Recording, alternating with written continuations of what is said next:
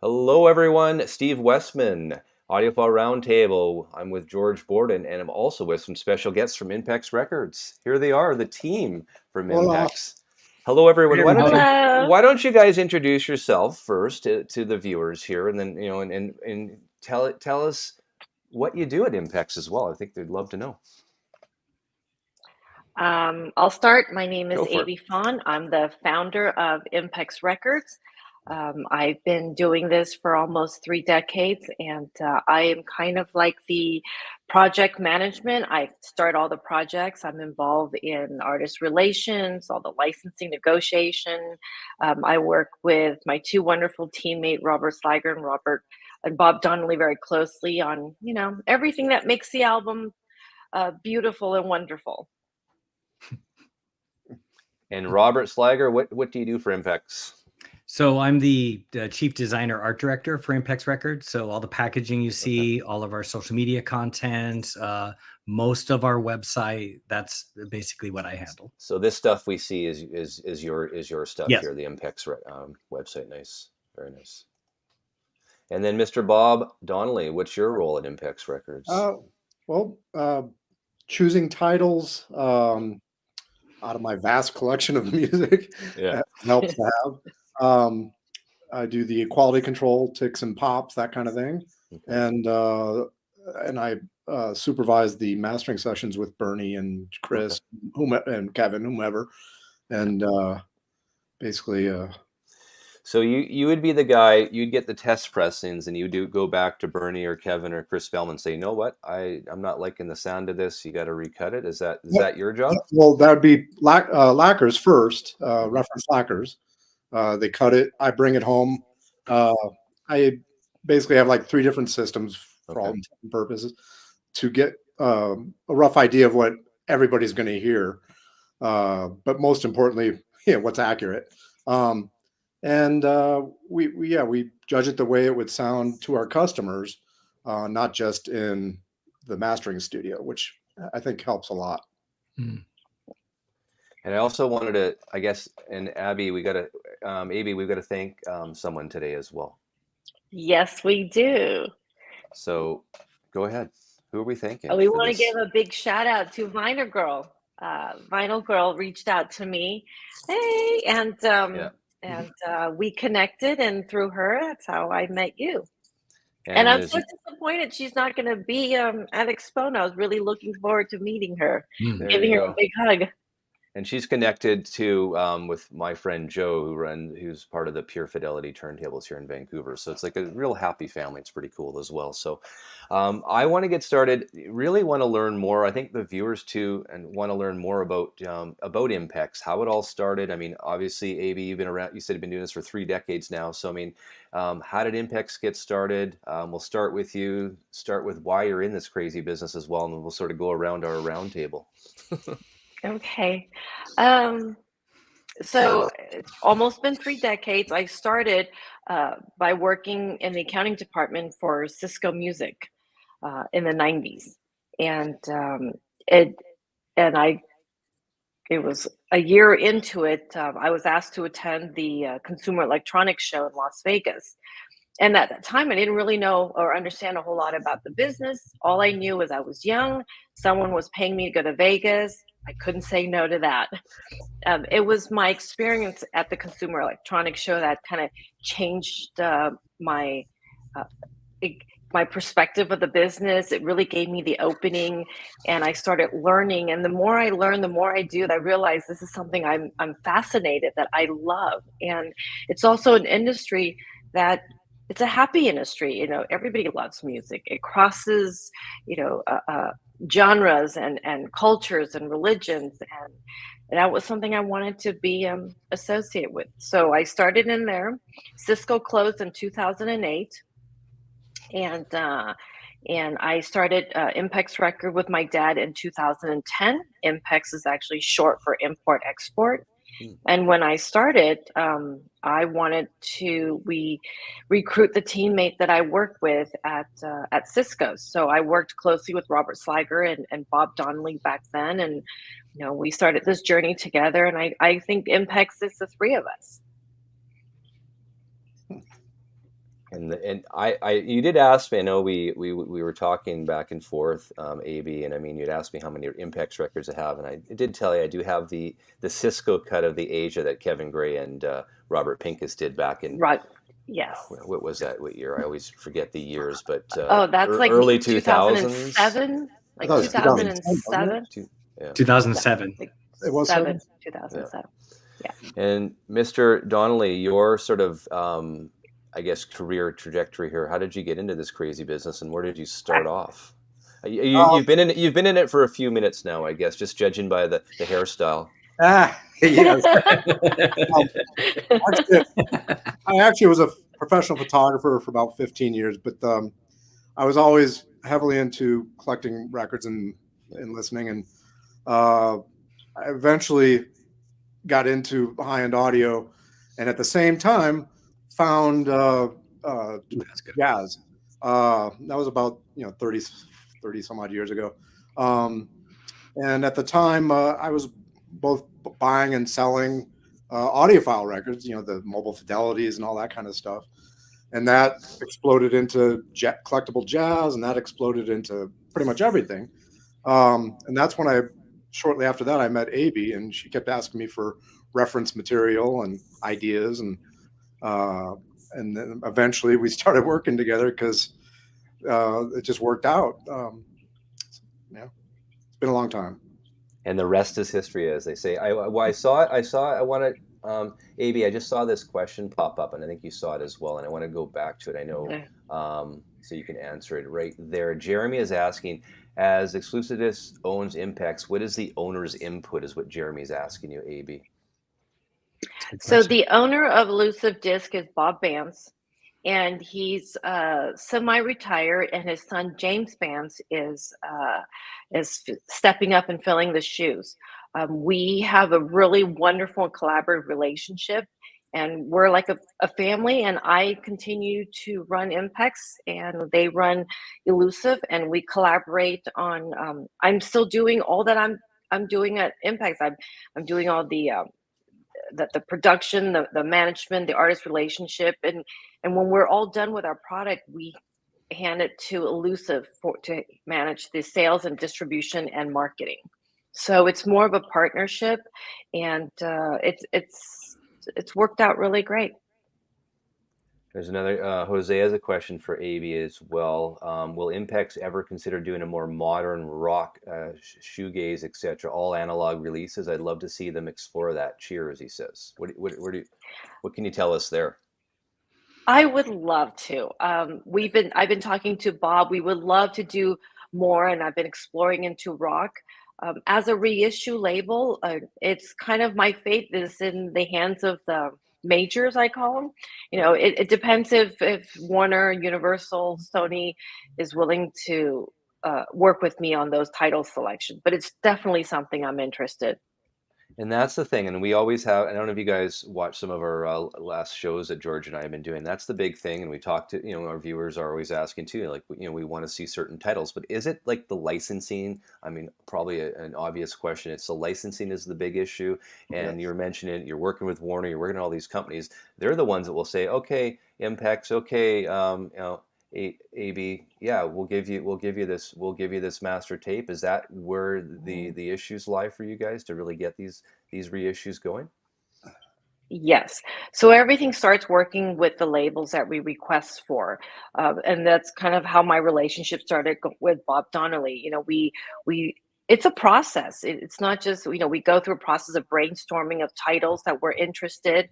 And then from there, we have to see, has it been reissued? How many times has it been reissued? Who has done it? And then we have to put together a proposal and provide it to the label. And it's up to them to say yes or no.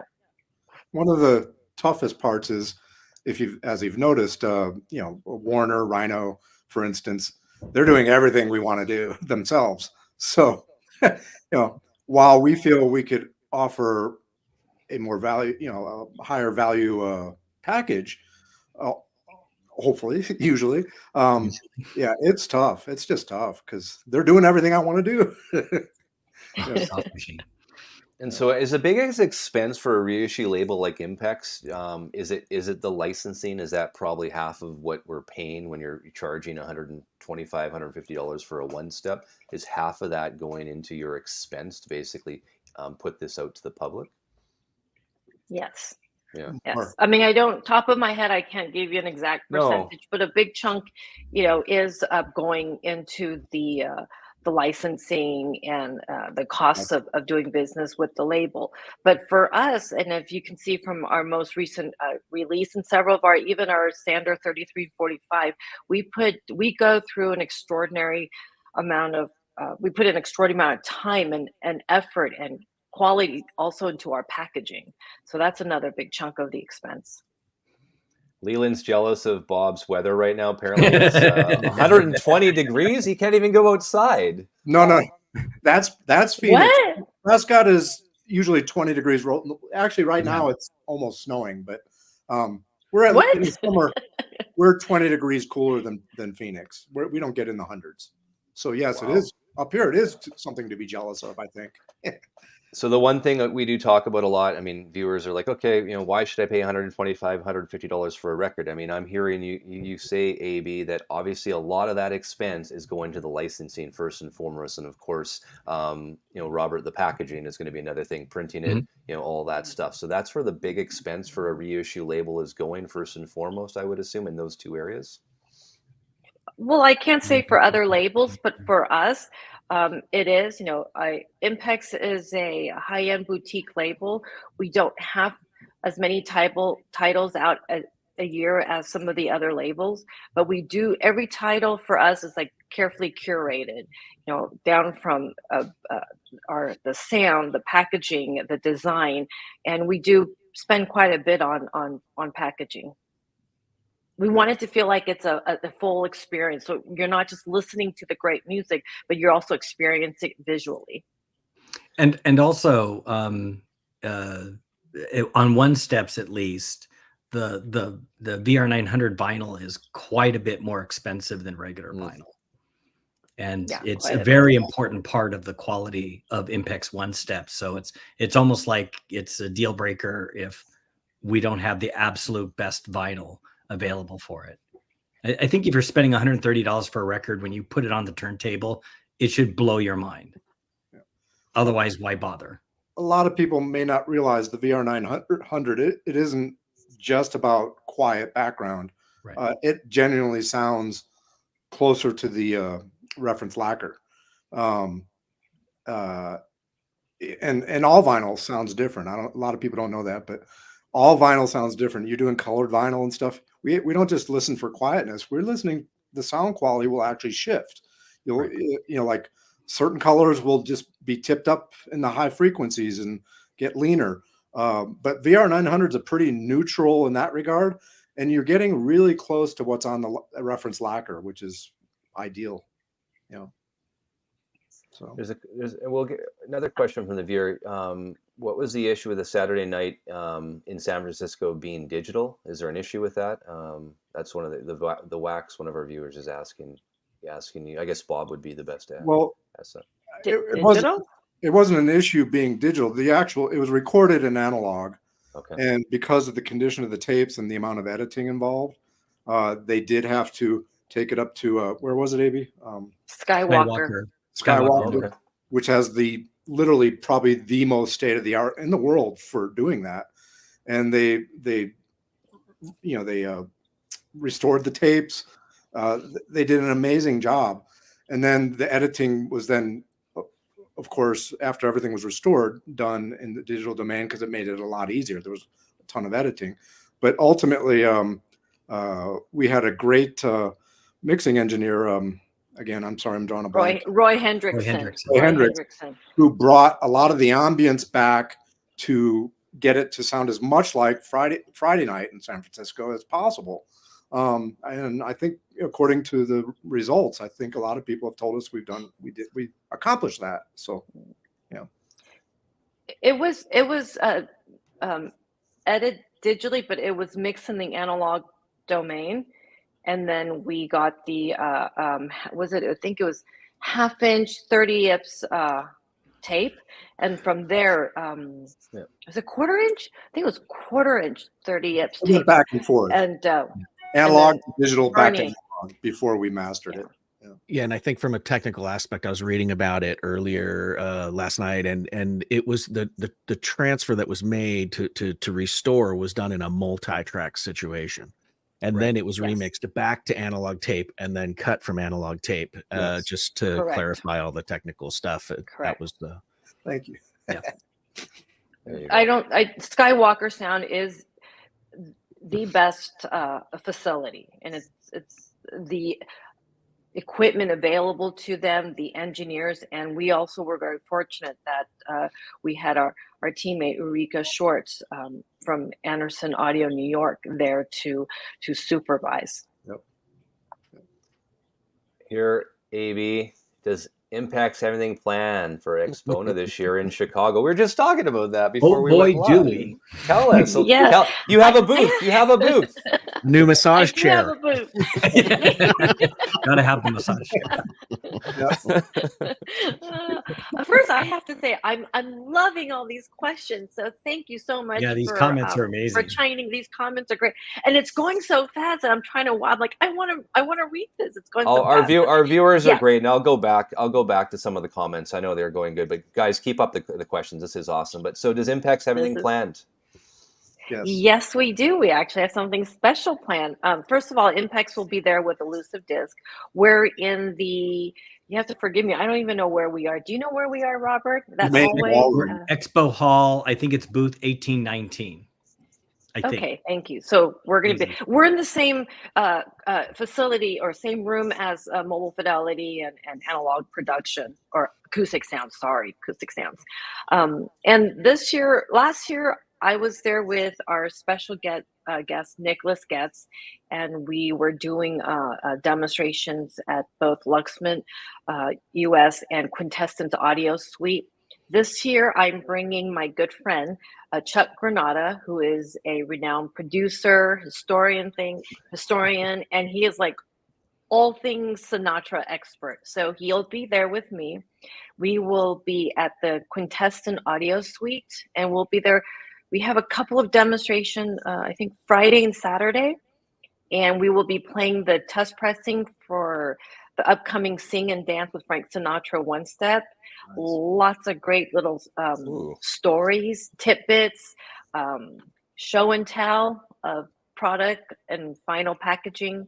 So we're really excited. So when can the folks expect the Sinatra One-Step to hit up or to drop? At the moment, we have it scheduled for June 14th. There you go. That's coming up. It's coming up. Yeah. Andreas, the Kenny Dorham you guys did is one of my favorite records, he was saying. So there you go. He wants to thank you guys for that one. After my own heart, one of my personal favorites, and a very rare record. It's not out there in the wild. Really, really fun job to work on. Yeah. The original was unobtainium. Yeah. That was a Bob Donnelly recommendation. Question from John Bandy. With tech improvements resulting in even more detail, flaws can stick out even more. We were mentioning that, weren't we, Bob? You're in charge of the ticks and the pops, right? And everything else, yeah. And sonically. So basically, he's asking, will Impex, how are you going to change your philosophy to make repairs where needed, and how do you do that? Well, so you have a choice. Either you do it in the digital domain to fix those flaws, or you do what we did. So you really literally can't please everybody. and in our world, our little boutique world, AAA or all analog is king. If it can be done. If it was worse than it is, if we're talking about Getz&Gilberto, yeah, we might have had a different take on it. But frankly, if anybody's really bothered by those small flaws, I don't know what to tell you, because the music overall, the big picture, really speaks for itself. And we really strive to get the emotional musicality to come through in spades. If you make it really hyper detailed and fix everything, it has a potential to become sterile and less musical. So these are choices that a lot of people don't realize. It's always a trade-off in audio in general. So, can I jump in on that? Go. No, No, with Getz&Gilberto, we stayed completely faithful to the analog domain, but we were aware of some of the flaws that was inherent and already in the tape. That's why Bob wrote a one sheet letting people know that these are not defects. This is part of the tape, the original tape. Now, if you want it to be completely flawless, you have other options. And what we did provide, which is not out yet, so I'm letting the viewers know that we will be releasing Getz&Gilberto on SACD, 60th anniversary edition with the bonus. But there is a digital fingerprint on the SACD because it's fixing the flaws. So you can, Jamie's, is it plangent? Is that how you say it? Yeah. Yes. So the SACD is we use the original tapes, but then it went through the plangent process with Jamie, and hopefully we'll have the CD out by this summer. Nice. How long of a process? There's always a trade-off. How long was it a process with Jamie Howarth and the plangent process to get those it all fixed up, Bob? Like, was it a long process with his techniques? He's very fast. That was all him. I really don't work in the digital domain at all. Yeah. But he's very fast. He's very thorough. I heard a basic finished file, and it amazingly sounded a lot like what we put out on vinyl. Not in my opinion, not quite there because I'm partial to vinyl, but no, he did. I think he did an amazing job, and he cleaned up the flaws for those that can't take a tick or can't take a cutout or whatever, And that's the thing about using the master tape. You're listening to this on vinyl as your experience. You're going to get it's not perfect. I mean, vinyl is not a perfect medium. I mean, a form to listen to music. Obviously, I mean, if you want to, using the digital domain, using the plangent process, you're going to get as close to probably perfect as you can. I mean, definitely, I would agree with that. So, I mean, that's the difference between a record and an SACD. I would assume. Yeah. There's been a lot of talk. I've been moderating, going back and forth between Bernie and Jamie. We're trying to get the clean up all the. Jeremy. Exactly. Thank you, Jeremy. What? Life has surface noise, just like vinyl has noise. There you go. And music technically is distortion, so there you go. Yeah. Yeah. Oh, and I want to thank whoever that just gave us a shout out for Bud Shank Barefoot Adventure, because that is a phenomenal album that's completely overlooked. I want to talk about that, and maybe we'll do this. That was Leland who shouted that out. So let's get right into this. Let's start with the Getz&Gilberto. Now, how do we pronounce it? This is the big internet thing. We know, Robert, a lot of people are pronouncing it wrong. Tell us the proper pronunciation so no one can screw it up. So in Portuguese, the G is soft, so it's Gilberto. And Getz is not Portuguese, so he's Getz. It's Getz&Gilberto. So there it is. Although it sounds cool to say Getz&Gilberto. So if the folks are, go to impexrecords.com. We're on the website right now. Obviously, we can see it in front of us. 45 RPM, 2 LPs, RTIs, One-Step VR 900 Supreme vinyl, mastered by Bernie Grumman from the original master tapes. Now, limited to 7,500 number pressing. So we've learned from the last couple of years with the One-Step, that would mean you're using 500 per plate. Is that to press these things? So you'd have to go back to the master tape, obviously, a bunch of times to get it up to 7,500. Is that what's happened here? We do it all at once. Correct. Okay. We don't hold the tapes for a year. Hopefully. But yeah, we do it all at once. And it's not an exact number, but yeah. Close. So with the One-Step, is it 500 per? Or is it you're going up to 1,000? Or it just depends on the quality of the plate? So, yeah. Well, it depends on the quality and the condition of the tape. So 500 is, I use the number 500 because it's an estimate. I have gotten as high as 800 on a plate, but also just with our recent pressing, some of them I've only gotten 200-300 because the plate will break. Sometimes when they're fixing it or when they're in the middle of a press, they'll scratch the plates. So it ranges anywhere from 300 to 800 for us. Okay. They periodically check them as they're pressing evidently. They pull one and take it in their back room and play it and see if there's a problem. So they're pretty hands-on when they're doing one-steps. Yeah. And so the sales of this so far, I mean, 7,500 have been pressed. Abey, how happy are you so far with the initial numbers? Obviously, we don't need to know the numbers, but are you happy? I am thrilled. You're I'm so smiling. happy how well it's doing, and I'm most happy is that, you know, people are loving it. You know, they're buying it, they're loving it, they're telling me, and that makes what we do, all the work that we do into these titles worthwhile when we have such happy customers. So here's another question too. I mean, you guys are using RTI's one-step pressing, obviously using the VR900 Supreme vinyl. Now, is that the same, just so everyone knows, is it the Neotech that's used by the MoFi in their one-step? Is that the same technology and formulation? It's the same technology and formulation. VR900 is just the official term. It's not a marketing term. That's if you do a purchase order, the purchase order says VR900. So then Leland's asking, can anyone speak to the use of the VR900 vinyl formulation at Impex? Hands down the best product on the market. Aw, fanboy. Can anyone speak I'm sorry, I didn't understand the question. Speak Well, the usage? Can anyone speak to the use of VR900 vinyl formulation at Impex? He says it's hands down the best product on the market. I was asking too. I mean, you guys picked this because obviously you know it's the best product. The formulation's the best, and you're going to get the best sonics out of that piece of plastic, right? Using that formulation and that formula. Right. So I think there is so many different formulations, and Casey's constantly. He's an engineer. He's a scientist who's in there tweaking, and this is a formulation we felt that was a really good fit for our product. MoFi was the first to use it. I think they were involved in the making of this formulation. I was really happy with what I heard from them.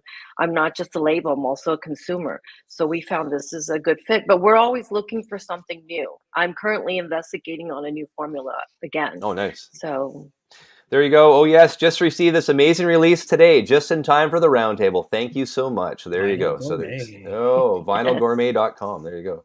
That's awesome. So how long of a process was it for you guys to negotiate with the Getz family to get this off and running, Abey? Was it a long process, or was it just a simple phone call? No, this particular project took much longer than we anticipated. And then also during COVID, there was a lot of additional delays. But no, I think I started talking to Nick, and I talked going back 2019. So that's how long it's been in the works. Yeah. But also I was kind of holding off because I know Analog Production had their 45 release. So I didn't want to release it simultaneously. And at some point I literally said, just screw it. We got to get it out. But there was a lot of delay during COVID, and but the actual start to finish was over 3 years. And I think almost 4 years. 4 years, yeah, 4. And this is proving something that I think all myself, we're always we look at some of the releases. We go back to the the big Atlantic 75 releases, going, man, do we even need more of these cuts, more of these reissues? This is another example of look. Obviously it's been done before, we know that, but I mean, if this is the ultimate one to own, I mean, your customers are telling you that with the sales right now. And just because it's been cut before and reissued before, there's still a big market for this stuff, clearly. So bigger than I think most of us probably think at times, because you guys are using, like I said, the one-step formula from the analog tapes, using Bernie Grundman. You're putting it you're putting it all together for an A++ release of this probably the best sounding Getz&Gilberto out there. So it's that was always our. That was always our goal. When Nick and I started talking about this, I said to him, I mean, if you just check Discog, I mean, it says 400, 600 versions out there made in every imaginable format for the last 60 years. It's kind of a death sentence for me to do it again. And plus, I own Chad's version, and it's already really good. Yeah. But I said, if we're going to do this, it has to be the version. So I need the support of the family, and we're going to go all in. And it's been a 4-year journey, but I think as your viewers will say, it's a phenomenal release and version. We're really proud of it. I was moving through the website here, and I mean, there's other one-steps that the folks are watching should sort of look at as well. Tell us about this one. What can you tell us about the one that we're looking at right now? Bob loves. So I've been working with Miss Warrens for over 2 decades, and the relationship started with her and my dad. And we've been very fortunate to be able to release some of her, audiophile, some of her iconic audiophile albums. And when this album was coming to its 35th birthday, I was talking to Jennifer, we want to do something special. And she also mentioned that she was thinking about putting the tapes to sleep. It's time to put it back to the vault. So I said, you know what, let's do this one last time. Let's really go out with a bang and put out a 35th anniversary reissue that will be the definitive version. So again, this was also a long process, and because of the 3 LP set, there was a lot of lacquers cut. I think, Bob, how many test pressings have you heard? I've shown this once before, but this is all reference lacquers. There's 12 of them here, and it's all Jennifer Warren's famous blue raincoat, One-Step. Let's see that. Put that up again, Bob. So this is 12 lacquers. These are reference lacquers. Now, mind you, nobody else goes through this kind of trouble. There's tests of equipment. There's tests of through his board, direct from the tape machine. There's tests on the tube lathe back when they had it running. That's a lot of work right there over a long time.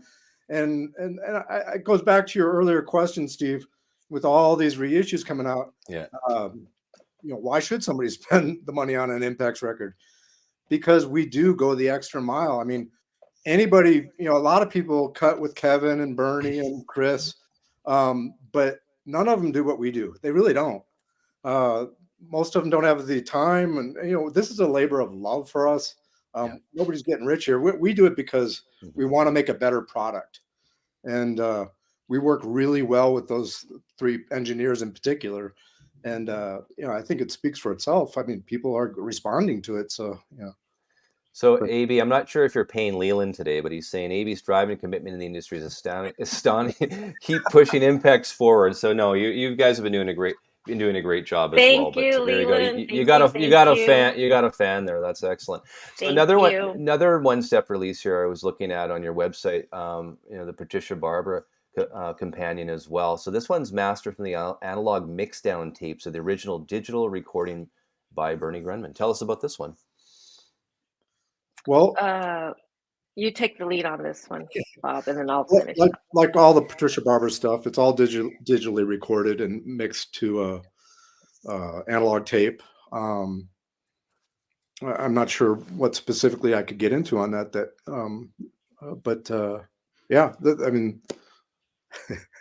What specifically would you like to know? Well, one thing I'm noticing, it doesn't talk about the vinyl use, so assuming it's not the Neotech vinyl on this one. It's not all our ones. No, okay. All our one-steps are on VR900. Impex Record licensed this from Premonition, and this is the last of the series with Premonition, and this was supposed to be out a little earlier, but due to the COVID schedule, we had to push it down a little further. It has all the same wonderful attributes of all our other one-step. It's about 500 records per stamper. It's limited edition. It's on VR900, and the packaging and the booklet to this particular Patricia Barber release is absolutely adorable. It's got a lot more creative visual with this title. One of the interesting things, I think, working with the Patricia Barber titles, we've done Cafe Blue, Nightclub, and now Companion, is because they're digitally sourced and they're very modern recordings. I found, especially a Nightclub, working with Bernie so gets it, and he's so amazing at it. I mean, been doing it forever. He knows all the tricks in the book, and his ability to get a more natural, lack of a better term, analog vibe from what was originally a digital recording and a modern recording it's uncanny. And we went through a lot of process. He went through a lot of process to get it more emotionally connecting. You know, when you hear a vocal, if you're not feeling it, we've failed, right? So he does this uncanny stuff that, you know, oh, this one's not sounding right, Bernie, because of this, that, or the other thing, and he'll come back and it'll be exactly what we were looking for. It's truly amazing. Yeah. Steve, there's a question from VQR about Chad even plates and pressed the lacquers first to get a better idea of how the end product will sound. I'm assuming he's referring to, or this person's referring to test pressings. So yeah, I mean, I don't know if he does it with everybody, but he does get a reference lacquer from Kevin or Bernie, and he has the facility to do it. They're plated at RTI, I'm pretty sure. I think they're the only ones doing plating, and sent to QRP for pressing. So he does what I do with lacquers, right?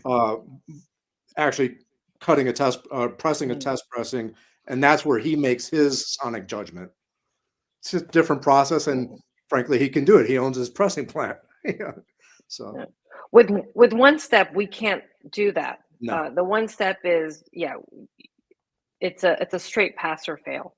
There, and if we make the one step lacquer, we can get one round of test pressings. If the test pressing does not meet our standard, the lacquer gets scrapped. It does not have the ability to be repaired, to be cleaned, to be washed, for anything.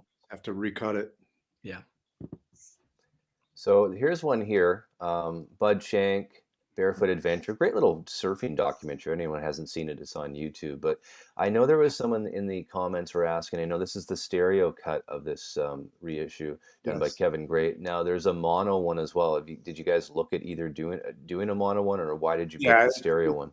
It doesn't sound great. The stereo, you know, it's funny because I have like, I don't know, 10 different versions of it.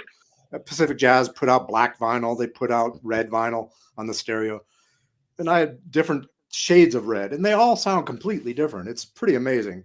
So anyway, I brought my best sounding copy to the mastering session, and I show up at Kevin's, and he's already got the tapes ready to go.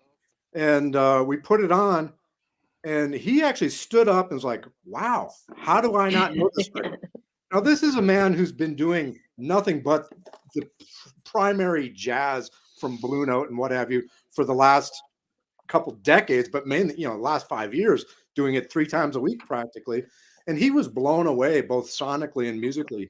And yeah, it's, you know, I hope people don't get the wrong idea. This is not surf music. It is straight ahead cool jazz, and they swing. Yep. Yeah. Yeah. Very nice. So it's interesting, actually. I've seen that film on YouTube, and it's very interesting the way the music is integrated into the film. Oh, really? It doesn't seem out of place in it, even though it's not what you expect to hear in that kind of movie. You know, I've never seen it. Go to YouTube. It's there. Go to YouTube. I watched it the other day. Yeah, the copy isn't great, but you know, it's great to see it. Sure. So Abey, Sinatra, One Step, Treatment. Tell us about Sinatra again. What's going on with Mr. Old Blue Eyes? Mr. Old. Do you have the packaging, Robert, with you? I do. Oh, nice. Let me see. Oh boy. It is. Hang on, is this an exclusive here today on the This is exclusive. Table? It's absolutely exclusive. I haven't seen it.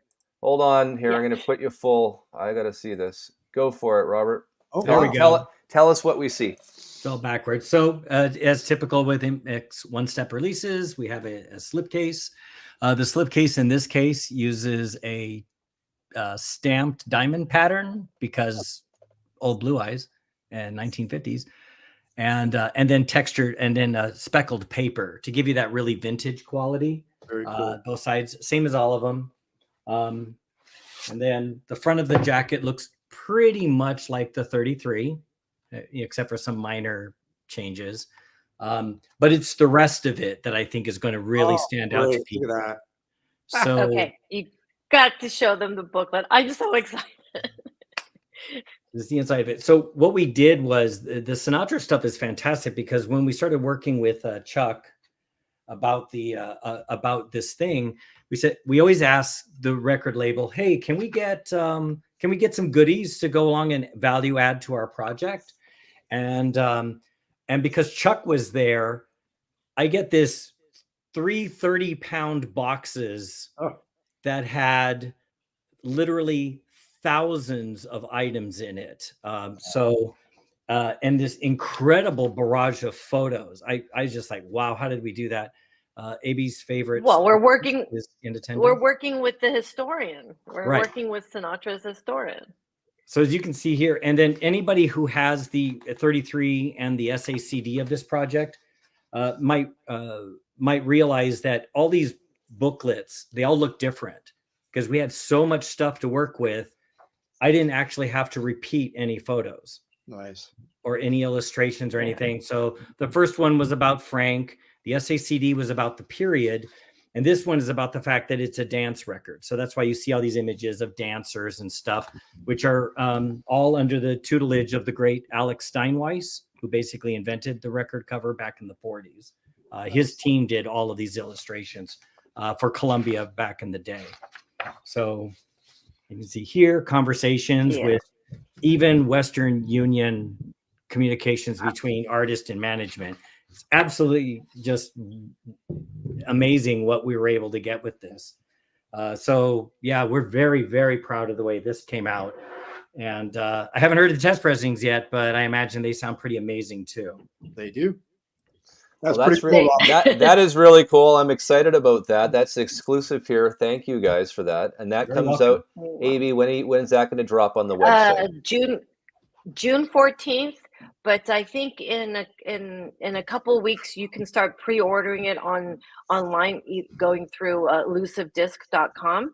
Yeah. You also can go to Impex Records website, but it'll just take you straight to Elusive Disc website for pre-order. And is there a limit on that? How many are being pressed, or how many have been pressed? 5,000. Wow. Is what's limited to. I think the first pressing will be about 2,600. We ran a little short on the paper stock, so I did half of the pressing. And as Robert says, we try to do this, but we try to curate the packaging for each format. So some of them is the repeat information, the SACD and the LP share the information, but other times like Getz&Gilberto or the Frank Sinatra, it's written or designed for the format itself. Right. If I could just to sort of reiterate some of the things that are going by in the chat.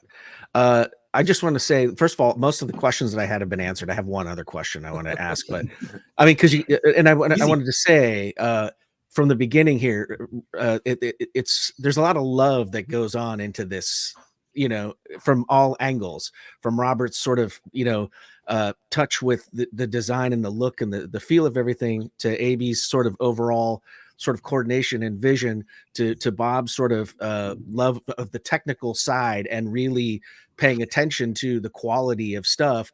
It's when you see all these people going by going, wouldn't it be great if you did this? Wouldn't it be great if you did this? It's really a testament to how good your well curated catalog is and the quality behind it. It makes everybody want you to do their favorite band or artist as well.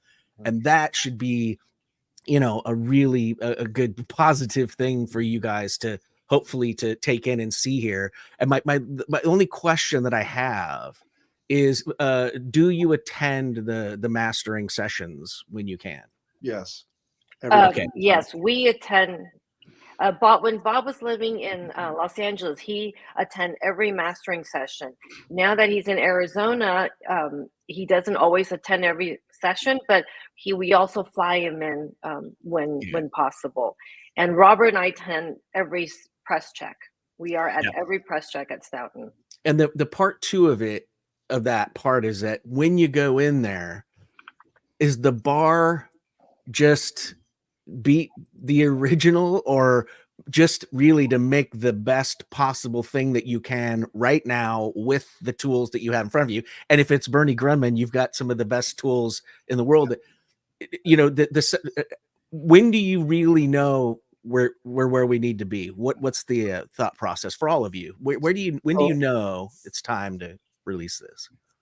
If we're talking just Sonics, so like I said, I always bring a reference LP, and I've been shooting out multiple copies for 30 years to find the best copies, both for myself and my customers. So I always bring a reference LP to the session so we can kind of hear what was done before. Then we access the tape, we cue them up together, sync them, and we could go back and forth hearing the disc and the tape, the tape. And during that time, the mastering engineers usually, whether it's Bernie or Chris or whoever, is making adjustments that they hear. But then we go through it multiple times. But to answer I think your bigger question is, how do we know we're there? When I hear it on my main system, and other friends of mine who are high-end audiophiles have high-end systems, when I hear it and am emotionally moved, that's the litmus test. Because hyper detail, whatever is great, but if it's sterile, if it's not musical, if it's not moving me, I don't personally see the point. And I think that's kind of Abey's philosophy as well. And the packaging that it's going into, and just the philosophy that you guys are using is all part of that. And so thank you for just really looking at it that way. It's refreshing. I was just blown away, Robert, when you showed us the packaging of that Frank Sinatra album. That is absolutely incredible. I mean, just the amount of hours spent doing that, and I'm watching that going, I mean, it's just meticulous work. And I mean, I think that's the thing. We're paying, $125, $130, $40 for an album, but look what you're getting in return that you're not going to get anywhere else. I mean, that's what I'm seeing here. That's amazing. And I'm excited. I will be buying that one. Thank you. Thank you. We feel that value add is a very important part of the product that we offer. But also, I mean, again, especially with One-Steps, you're paying $130 for a record in the US, way more in Europe. So, Robert, it's $300 when the smoke clears for us Canadians up here with exchange and duty and all that. So, do you see what I mean? It's a big one. And we're cognizant of that, and I just want it to be where, like when I was younger and I would listen to records, Dark Side of the Moon, and I would go through that package. And even as a young man, I could see narrative in visuals, and I could see what they were doing with it. That album begins with a heartbeat, and then you open the record and you're like looking at the credits, and that heartbeat is in front of you, and the colors that they're using. And what it's doing is my eyes and my ears are joining together and connecting in the brain in a way that just sitting listening to a stream in your car while you're driving down the highway, you're never going to get. And the experience has to be elevated. Robert, didn't they actually use an EKG squiggle thing, like an EKG readout in the? I imagine. I think they did. Just as a thing, you're saying that, I'm picturing it. Yeah, exactly. And of course, by the way, those illustrations were by the iconic George Hardy, who, by the way, as a quick aside, I'm about to fly out to Elusive Disc next week to watch the eclipse. And while I'm there, we're going to begin a new series of videos called the 12-inch Canvas, where I'll be breaking down as many as I can classic album designs. So keep looking out at the Elusive Disc YouTube channel for those in the future. And the Hypnosis Studio is going to be one of those videos. And I'm finishing the script up for that today. And it's going to be fantastic. So yeah, we're really looking forward to it. We really want to get out there that the passion of what we do and the expertise that we bring to what we do. Because, you know, all of us, we've all been doing this a long time. And I love how Bob said, it's not about the money. We're not getting rich. We do this because we love it. And yeah, there's just something about when you get Getz&Gilberto in your hand, even me, it's on my computer all the time. And then suddenly I pull it out and it's a physical object in my hands and I'm interacting with it, the thickness of the paper, the finish and all that. And I'm going, this is money well spent. What a great essay this is. Yeah. By the way, I didn't realize it because I didn't see it till I just got the my package of one of the Getz&Gilbertos. Yeah. Your back cover adding Jobim, brilliant. I love it. Yeah. Why wasn't he so on the real cover? Right. And he was such an important part of it. All those dudes were so important. Even Milton Banana, they are all so important to the success of that record. I mean, it's just cool. It wouldn't have been the same without all of them. I want to thank Vinyl Gourmet, who's been. Thank you for the compliment. And yes, I do work with amazing, high level driven people and team. I feel very lucky. But period, feel very lucky. And I was, you know, I've said this before in other conversations, but you know, my heritage is I was born in Taiwan. My parents were half.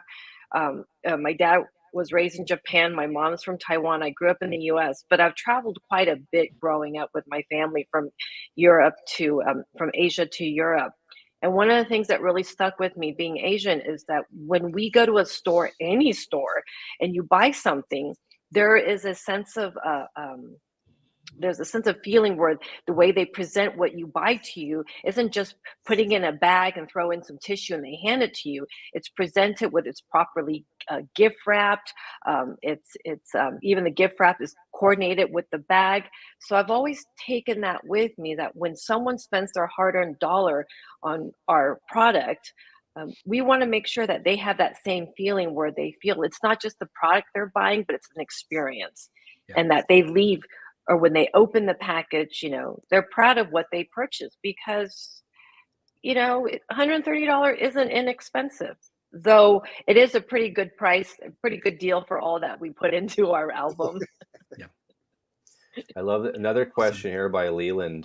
Bob or Abey, you have an aha moment when you were younger that got you into vinyl or audiophile records? And before you answer that, Robert, that's the thing about records and why we collect records. It's that tangible aspect that you can't get if you're just clicking on your, you know, Spotify and listening to the music. It's just not the same thing. I mean, just for me, my vinyl experience going back and, you know, holding my first Revolver mono and looking at the cover and listening to the music and going, wow, look at this stuff. I mean, that's the stuff that I'll always have as a memory. So I think with the records that you guys are producing and the artwork you're doing, you have those memories. It's tangible. And like you said, when you opened up the Pink Floyd Dark Side of the Moon, there's the heartbeat, there's the each, you know, there it is, and you can sort of relate it to the music. So I mean, I think that's why I think younger people need to get into vinyl more, because there's more to it than just, you know, clicking on your playlist on Spotify and just forgetting about it, because it's such an emotional thing when you sort of combine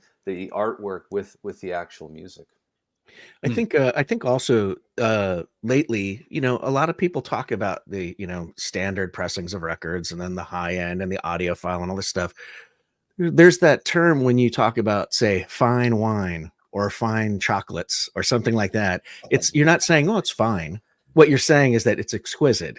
The packaging, the flavor, everything that goes into it is very hands-on. It's very thoughtfully curated and put together in a package that makes the indulgence worth every single penny of it.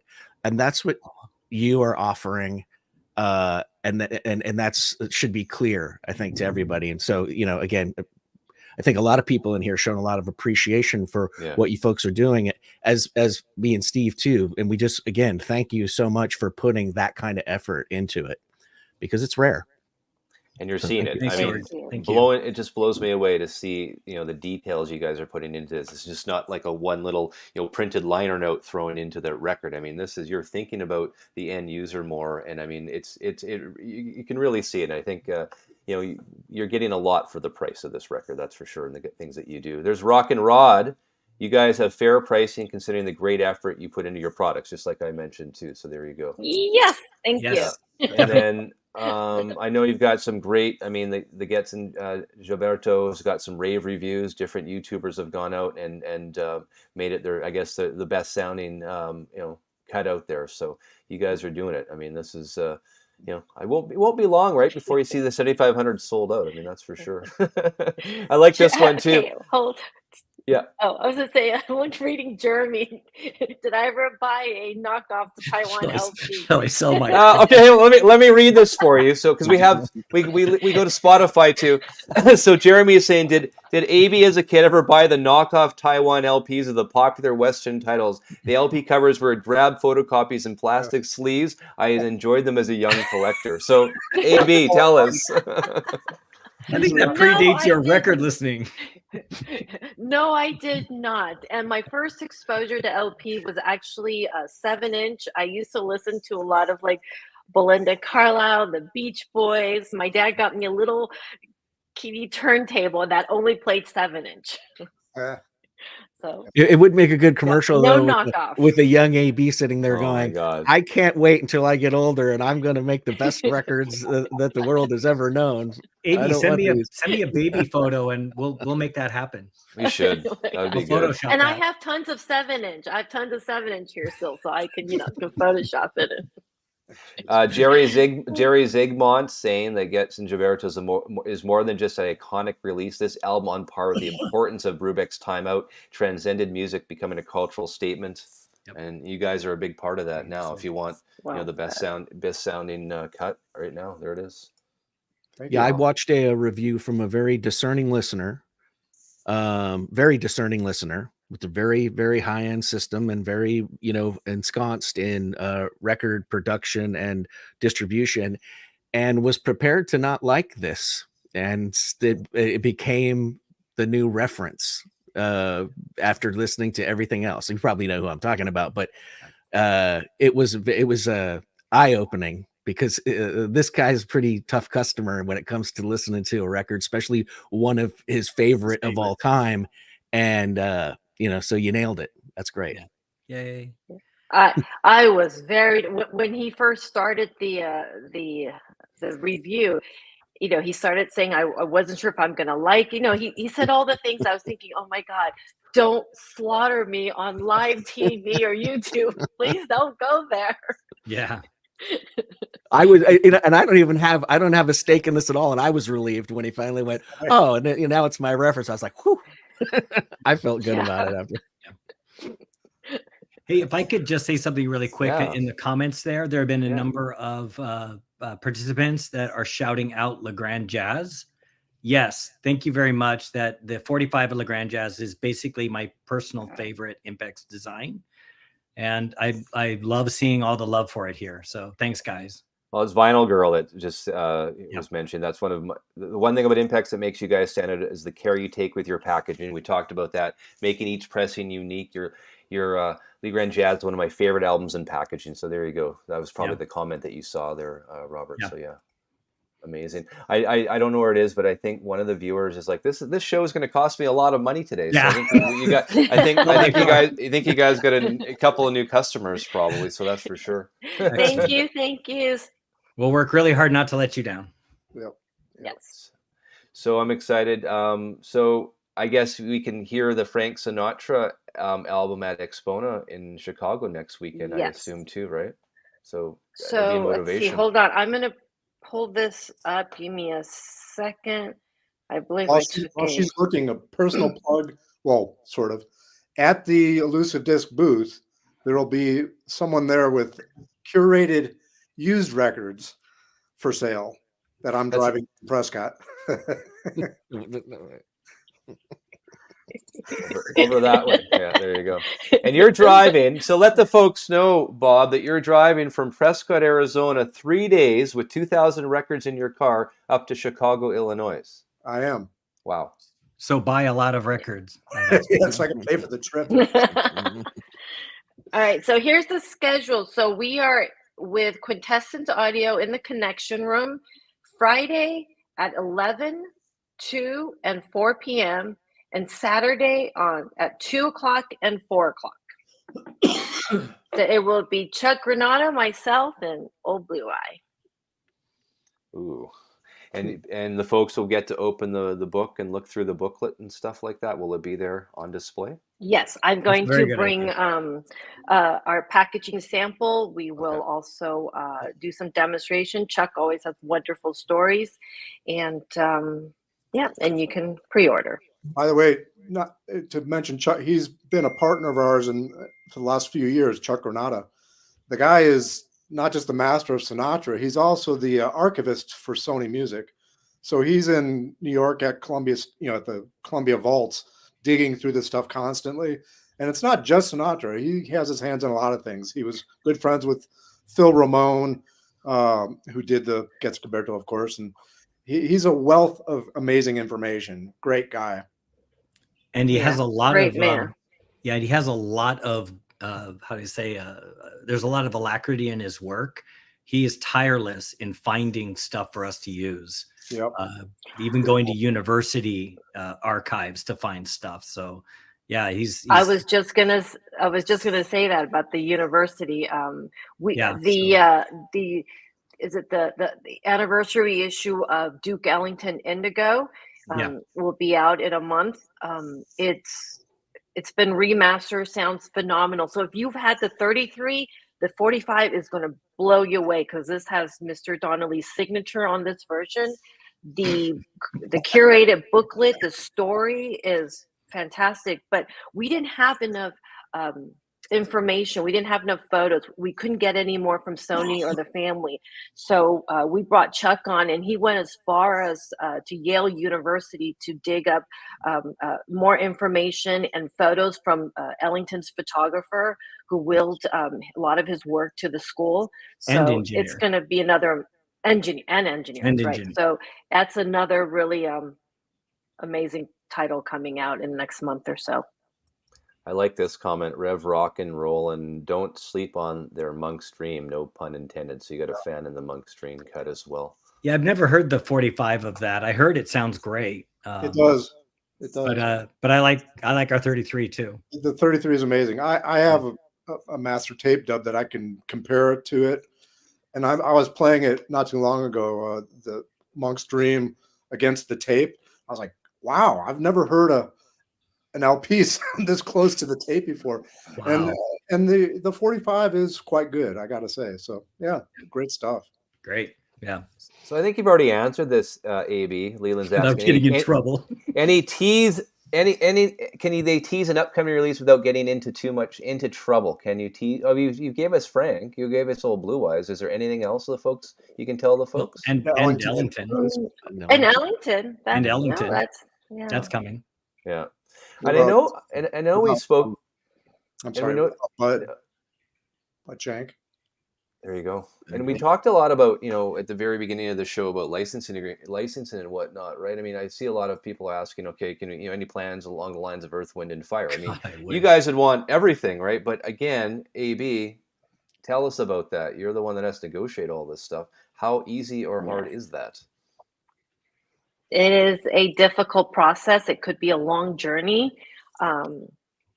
We have a lot of support from the labels because they love our work, and they know that anything we do, they would be proud of putting both of our names on the record.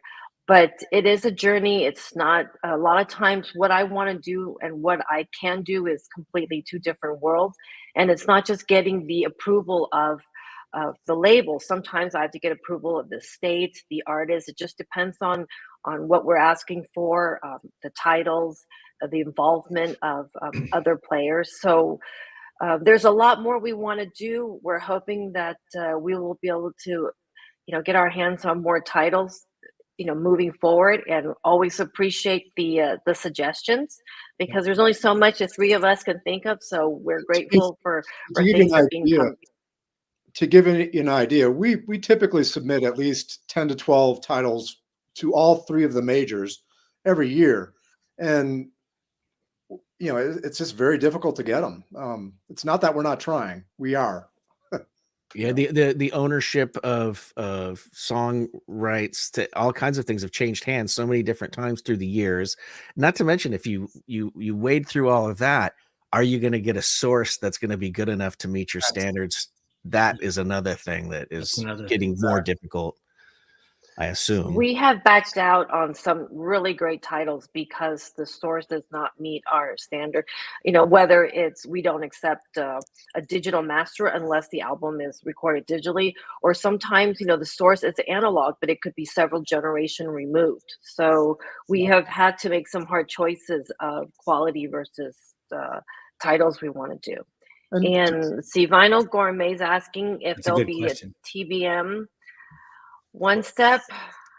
So let me read that. Let me read that, AB, so the folks that are listening. So vinylgourmet.com. Let me take this opportunity to ask if there's any news about the forthcoming Three Blind Mice releases. What about some TBM One-Steps? Please, AB, do your magic. That would be amazing. Tell us. I'm so sorry, but no, there will be no TBM One-Step. Not because I don't want to do it. Yeah. I won't do it unless I have access to the original tapes. Okay. And we don't. And that's the licensing through Japan also, which is a completely different animal. Yeah. To clarify something I see asked out there quite a bit on the internet, we will never use a digital source. Like Abey just said, we never 100% will use a digital file or whatever to master a record, unless, of course, it was originally recorded digitally, like the Jennifer Warnes or the Patricia Barber stuff. Some of the Three Blind Mice stuff was recorded digitally, but no, we will never use a digital file to master. And if we ever did go that route, it'd be 100% transparent. I know, right? But Bob, even with Jennifer and Patricia Barber, they might be recorded digitally, but we still use their mixed down analog. I think people understand that. I'm just saying anything that's analog recording, we will never do a digital source. Digital thing on, yeah. That's really good to know. Totally agreed. So let's leave it at that. We went over our hour. I said I'll That do is the fastest hour. Oh my gosh! You guys keep it rolling. There you go. Well, I mean, if there's more questions from the viewers, I mean, we've answered a lot. I know you guys want every single title you can get your hands on, but it's not as easy as that. I know as consumers want to see that as well, but there's a process. Now, I have a question for you, Robert, too. I mean, in terms of like the Sinatra One-Step, how long? And I mean, of course, the licensing takes probably years to negotiate, AB, but how long would it take to get the packaging to where it is, where it's tangibly in your hands? I mean, again, as a consumer, we don't probably appreciate the length of time involved with these processes. It's a good question. Like, there's a lot on that particular package there. Half of the elements you see were digital scans of photos that were sent to me as a digital file. The other half were actually in those boxes, 7 inches, 7 inchers, playbills, the telegrams. That stuff has to be scanned into a computer, color corrected, and made to be sharp enough, and then put into the design. But the design process really requires a lot of paper on pencil before you do anything else. What made Sinatra stuff unique was after I spent a couple of weeks scanning everything into my computer, the story was all there. And then what's also great is Chuck and I will always talk before I begin a process, and he'll say, okay, for the Sinatra One-Step, I'm going to be adding this and this and this, and here I want to talk about this and stuff like that. And he'll let me know, and I will go earmark all of those images. So the images aren't just there because, oh, look at the pretty tape image. They're there because they support the story that Chuck is telling, because you want to be able to see that thing he's talking about when he talks about it. So I would say the Sinatra One-Step was actually a pretty fast one-step because the concept had already been developed on the earlier ones, but that was still a 3-month job. The first Sinatra was a 7-month job, the 33, to give you an idea. Well, then going back to, right, I mean, what Abey was mentioning with this one here, the Getz and Gilberto, I mean, this is 2009 was the initial sort of conversation, Abey, you were 2019. 2019 Yeah. to get to where we're actually, you know, can click on the buy now button on your website. So I mean, it's a process, that's for sure. Yeah. And we went to New York to secure some of the photos, get the story. But Robert, I mean, just even with like the UV spot that Robert did on the booklet, I mean, you know, we spend a lot of time, you know, looking at it and say, how do we use the UV spot meaningfully? You know, and he starts moving things around, and then we work on it, then we walk away from it a week, and we keep coming back because things change as we look at it over time. So it's, I mean, putting together a year is not far from the truth. Yeah, absolutely beautiful there, as I'm showing some pictures of some of Robert's work. I mean, incredible. So I mean, that's what you're getting, you know, and this one's going for 130 right now. So there you go. Yeah. So you can get that, and won't take long. 7,500 is not a lot, especially with this being the reference album now to own if you want this. So that's amazing. Well, yeah. Well, guys, we'll leave it at that. And thank you so much. Vinyl Girl, again, I want to thank Vinyl Girl. Thank you for hooking this up. This has been an incredible... Vinyl Girl. Yes. Yoo-hoo! Shout out to Vinyl Girl. Thank you so much. Thank you, everybody, for watching. Thank you for all your comments, feedbacks. We had a great time. All right. Well, thank you. So everyone, much, guys. Have a great weekend. You too. Take care. Thanks. Bye.